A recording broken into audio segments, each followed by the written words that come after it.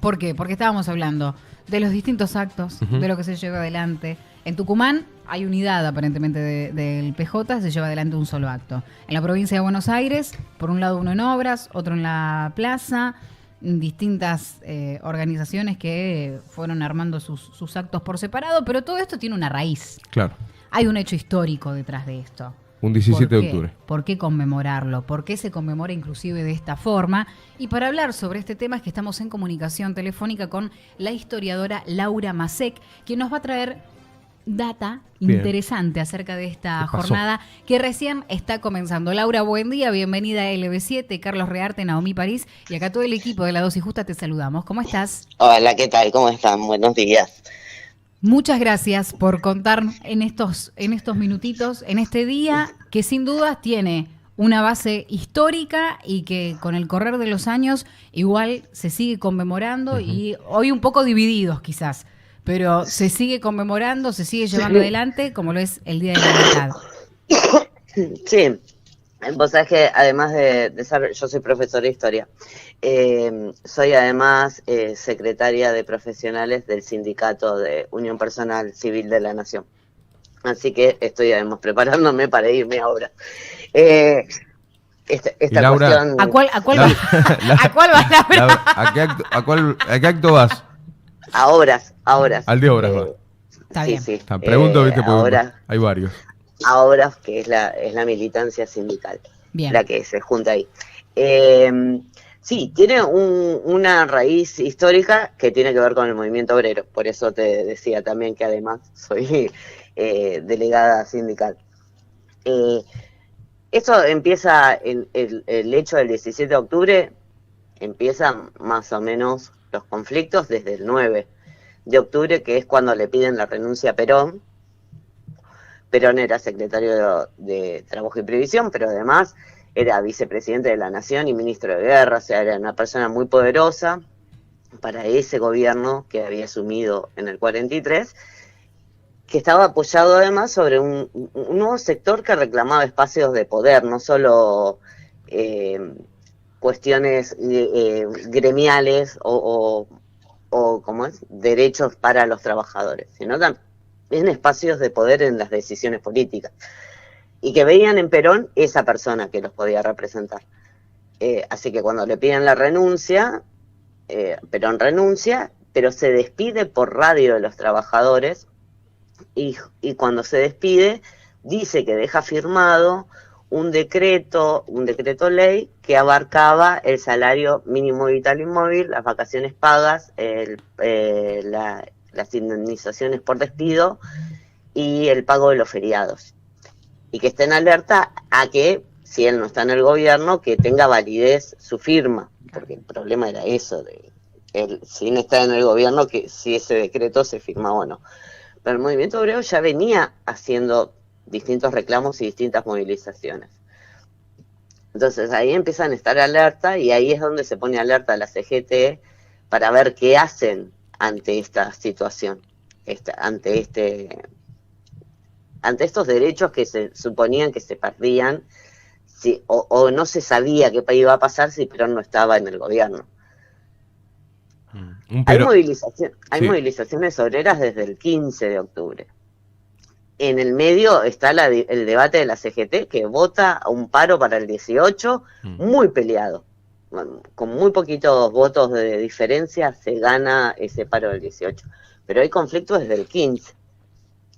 Sí, me ibas a preguntar algo. No, decía ese Perón desafiante, ¿no? Con un gobierno que le decía, chau, te tenés que ir, y sin embargo antes de irse le habló al pueblo, a los trabajadores, sí, y movilizó todo.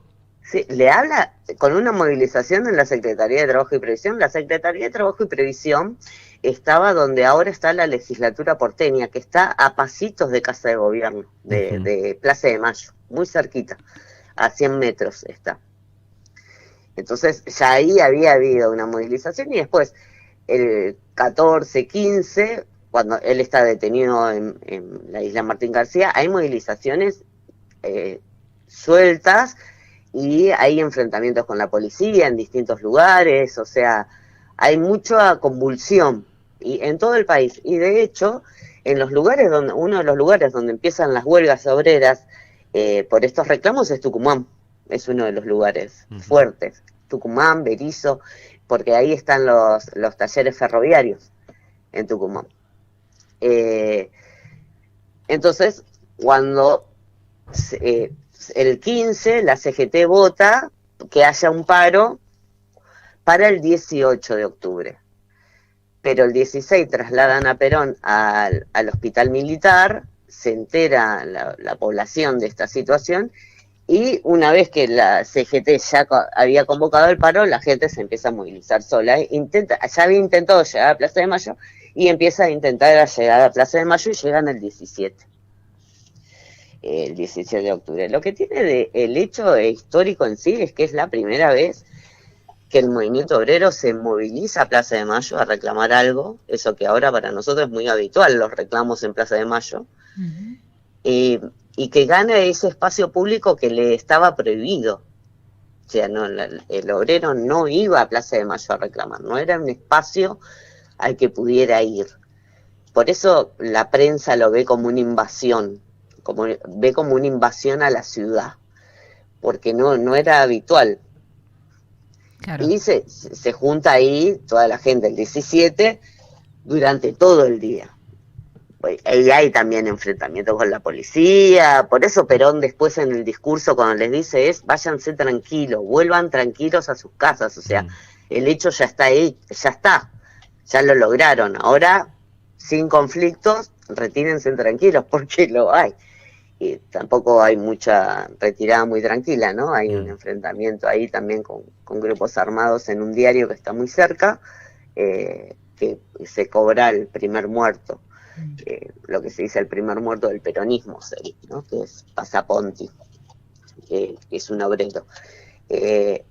Y el hecho de que se diga que al otro día es San Perón, el 18 es San Perón, es porque se sostiene el paro del 18, a pesar de la movilización del 17. Claro. Bueno, que también lo dice Perón en el discurso, mañana ustedes tienen derecho a hacer esta huelga. Otra de las cosas que hace saltar esa bronca es que el 12 de octubre era feriado, ahora lo tenemos como el día del respeto a la diversidad cultural, pero en ese momento era el día de la raza, ¿no? Y no se paga, cuando se cobra la quincena el 15, no pagan el feriado ese, que supuestamente lo tenían que pagar porque había un decreto firmado. Después en diciembre va a haber otra vez movilizaciones grandes porque siguen sin tener asegurado ese decreto con los puntos que tenía ese decreto ley que había dejado firmado Perón el 9 de octubre. Pero bueno, ya las condiciones son otras y hay elecciones y después, bueno, va a pasar, es el primer decreto que manda Perón al Congreso a firmarse. Pero desde entonces es la piedra fundacional del movimiento peronista, lo que después va a ser el partido peronista, pero originariamente es una movilización obrera. Claro. Es un reclamo obrero por la libertad de la persona que consideraban, de todos los que estaban ahí, que los iba a representar mejor, porque de hecho había dado pruebas de eso, de que era el que los representaba mejor.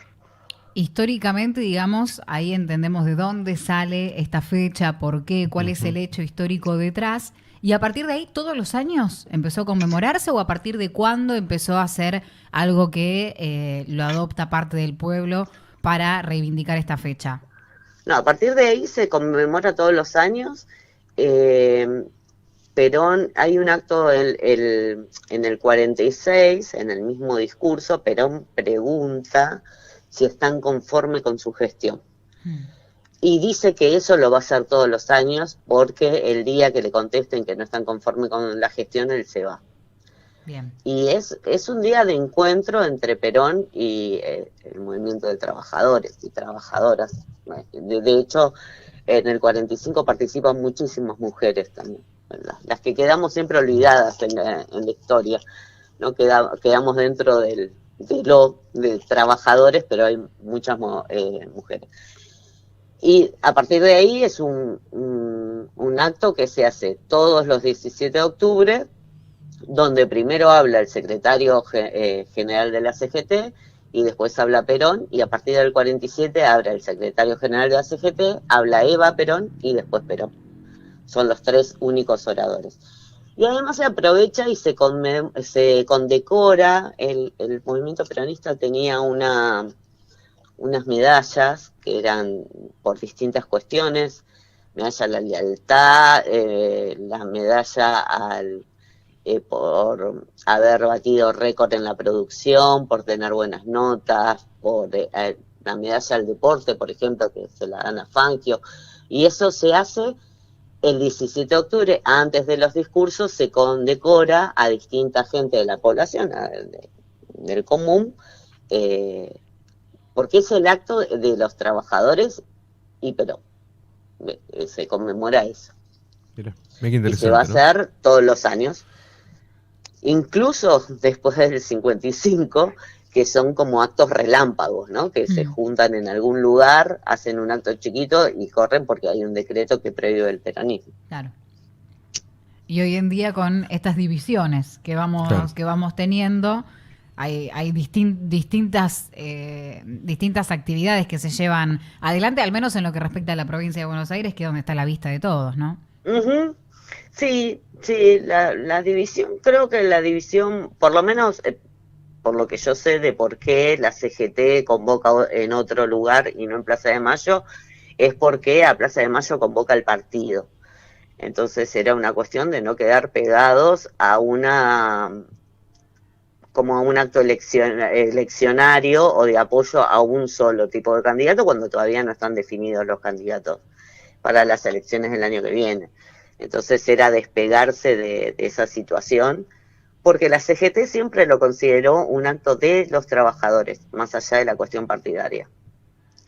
Pero bueno, acá en Buenos Aires convoca el partido provincial, el PJ bonaerense, y una línea de la CGT, que es la que conduce Pablo Moyano.